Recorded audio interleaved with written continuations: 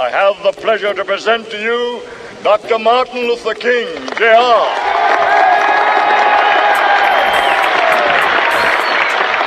I am happy to join with you today in what will go down in history as the greatest demonstration for freedom in the history of our nation. America has given the Negro people a bad check, a check which has come back marked insufficient funds. All we say to America is be true to what you said on paper. Believe in yourself and believe that you're somebody.